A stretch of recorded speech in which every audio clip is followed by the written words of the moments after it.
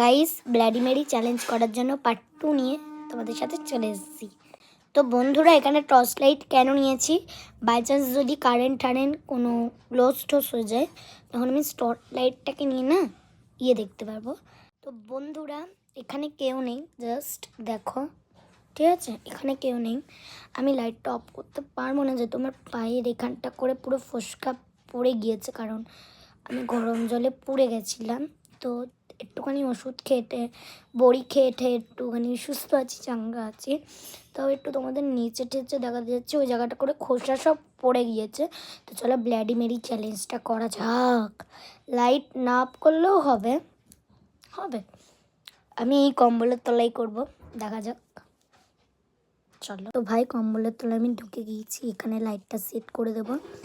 চলো, পড়েই গেল আয়নাটা। চলো সেট করে দিয়ে দিচ্ছি এখানে আমি। চলো,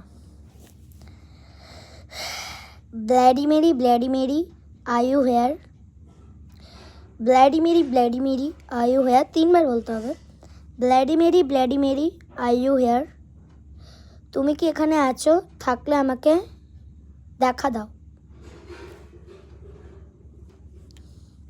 প্লিজ।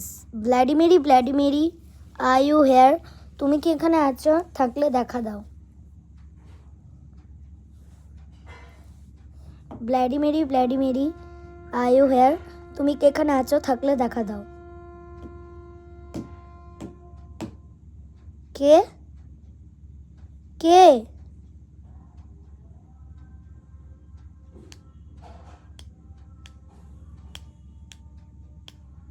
ভাই কিসের একটা আওয়াজ না?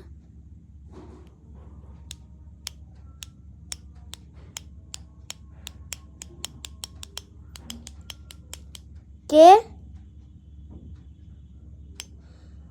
আমি লাস্ট প্রশ্ন জিজ্ঞাসা করব, ব্লাডি মেরি তুমি কি এখানে আছো?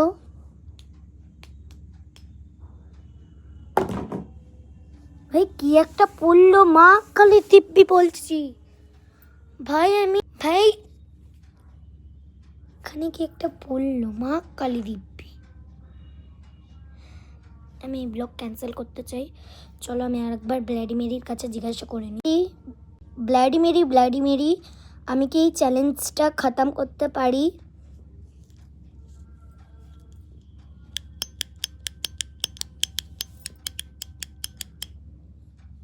ভাই আমি চ্যালেঞ্জটা খতম করে দিলাম, ব্লগটা আজকে শেষ, আমি আর করতে চাই না। তো টাটা, আমি আজকে একা ঘরে থাকবো, আমার ঘরটাকে হন্টেড করাতে চাই না।